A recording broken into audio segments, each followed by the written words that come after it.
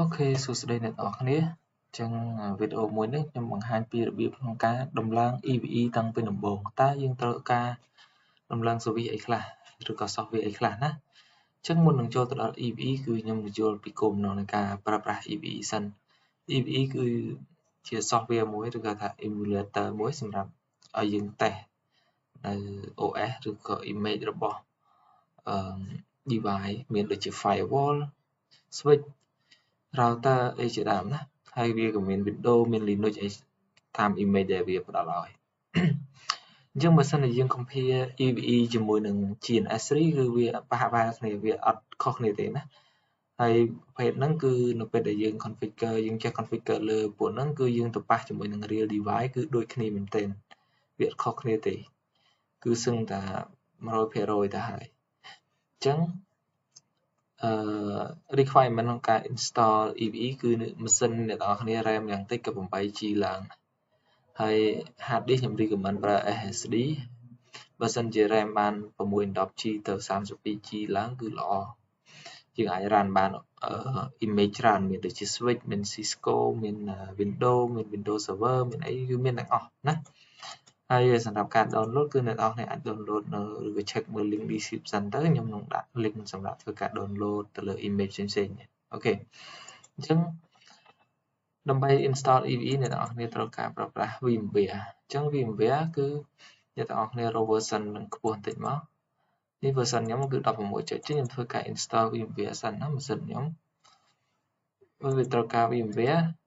ហើយយើង import VMware ចូលណាអូខេយើងចាំបន្តិច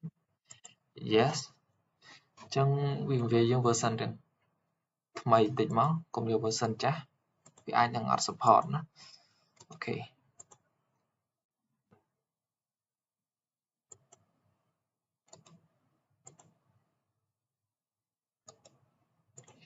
អូខេអញ្ចឹង install VMware អត់មានអីពិបាកទេអ្នកយកមកអូខេប៉ុន្តែកន្លែងណាដែលវាថាសួរយើង update អីមិនបាច់ទេអូខេ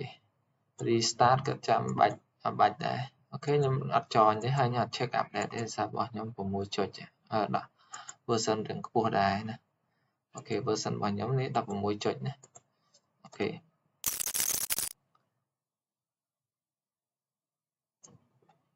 ចឹងខ្ញុំដាក់ license គឺខ្ញុំមាន key របស់ខ្ញុំណា key VMware អញ្ចឹងអ្នកនរគ្នាត្រូវការ VMware អីអាចបើសិនជាអត់ដឹង download នរណាអាចចុច Telegram ឬក៏ Telegram ខ្ញុំដាក់ខាងក្រោមហើយអាចទាក់ទងខ្ញុំមកខ្ញុំផ្ញើឲ្យអូខេស្រាប់ testing ឯងអូខេចឹង VMware យើងបានហើយតបមកអ្នកនរគ្នាអ្វីដែលអ្នកនរគ្នាត្រូវដឹងគឺអ្នកនរគ្នាត្រូវមានកម្មវិធីមួយគេហៅថា WinSCP ឬក៏អ្នកខ្លះក៏ប្រើប្រាស់ FileZilla តែខ្ញុំ recommend ប្រើប្រាស់ WinSCP ល្អជាងហើយទី2គឺ PuTTY PuTTY ហ្នឹងគឺកម្មវិធីសម្រាប់ remote តាម ASA Telnet អីជាដើមណា remote ចូលទៅលើ switch ទៅលើប្រភេទ router ឬក៏ firewall អីផ្សេងៗអញ្ចឹងអ្នកនរគ្នាត្រូវការ install EVE ng Win client ហ្នឹងមុនណាអូខេយើង install នេះមួយមកចឹងអានេះគឺ switch ច្រើនមែនទែនណាយើងត្រូវការ tick ទាំងអស់អូខេនេះត្រូវការ tick ទាំងអស់វានឹង load មកហើយអូខេចុច next មកយក accept next install ទាំងអស់មុនបងប្អូនអូខេខ្ញុំ ultra silent server អី upgrade ខ្ញុំមិនបាច់ upgrade ទេអូខេអូខេខ្ញុំ create icon desktop អូខេនេះសកម្មវិធីដែលយើងត្រូវ remote ទៅអីណា VNC ណាអូខេនេះ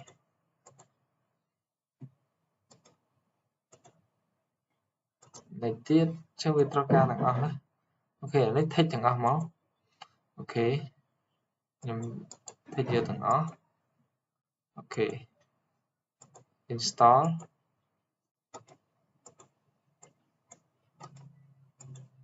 ចឹង service វារៀងច្រើនកន្លែងEVE ng ហ្នឹងណា software របស់វាហើយខ្ញុំចុច I agree ណាខ្ញុំ install ទាំងអស់ legacy restrict adapter អូខេ next ទាំងអស់មក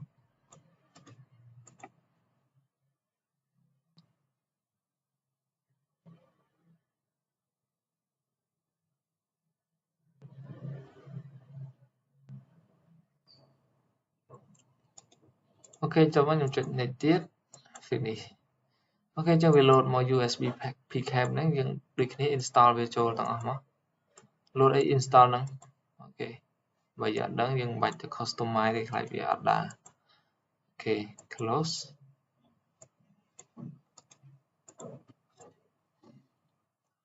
ok ok những chuyện này tiếp mà nhưng mà reboot đây ok finish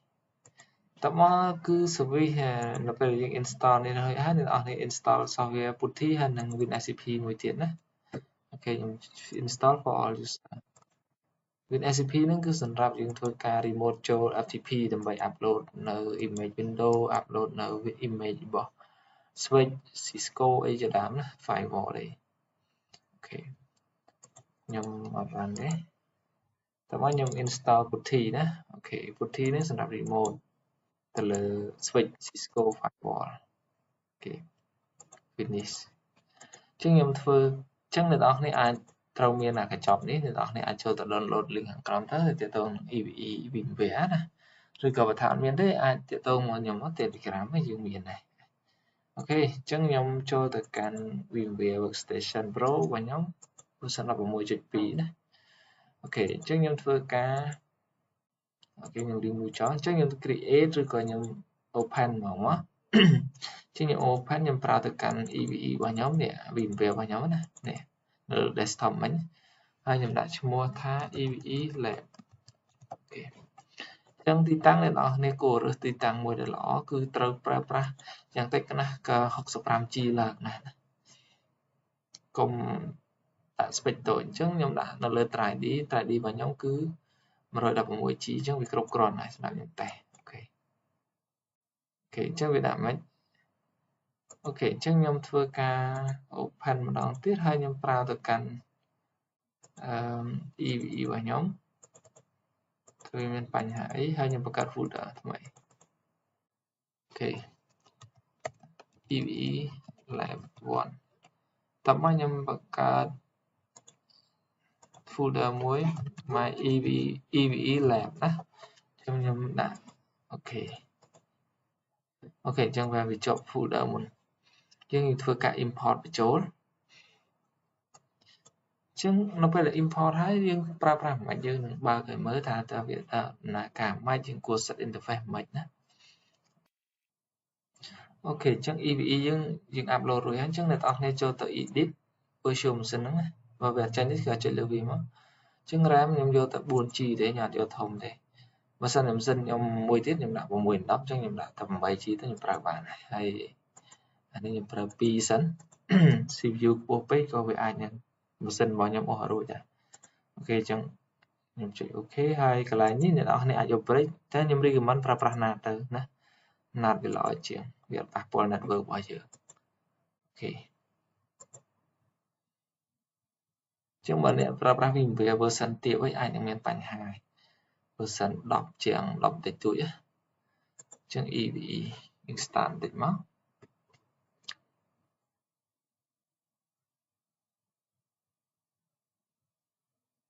ចឹងវា load EVE អូខេចឹងអ្នកទាំងអស់គ្នាមើល EVE របស់យើងហើយវាចាប់ IP នេះ IP នេះឃើញទេ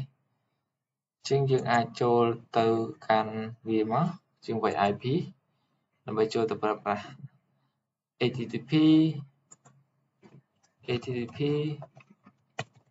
ចុចប៉ុន្មានជាងមើលមក 141.128 141.128 ណាអូខេចឹង login ដើម្បី login អ្នកនរគ្នាវាយ admin ហើយ password គឺ EVE ណា EVE នេះអូខេ sign in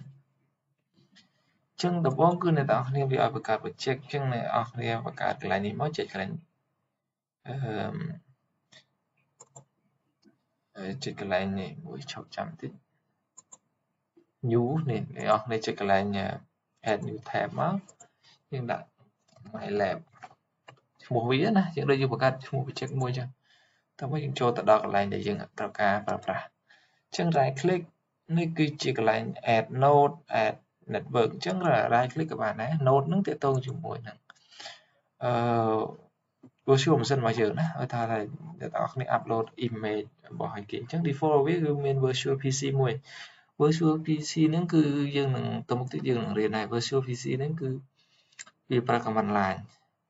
ហើយយើងអាច ping ទៅ internet ping A បានណាហើយវាមាន ESX មាន watchguard មាន Windows Server មានអីទាំងអស់វាផាកផាកជាមួយនឹង GNS3 ដែរណាអញ្ចឹងការបង្កើតតឡើង project ហើយនឹងបង្កើត EVE គឺមានតែប៉ុណ្្នឹងទេហើយនេះគឺអត់មានអីច្រើនទេកន្លែង lock នេះគឺករណីថាអ្នកទាំងអស់គ្នាបង្កើតឬចង់ add អីអត់បានទេណាអត់ធ្វើអីទេ lock អូខេdark mode គឺឲ្យផ្ទាំងនឹងពណ៌ខ្មៅអូខេអញ្ចឹងការ install EVE គឺមានតែប៉ុណ្្នឹងទេហើយសម្រាប់របៀបនៃការ upload image គឺខ្ញុំនឹងតវីដេអូទី2ណាអូខេអរគុណច្រើន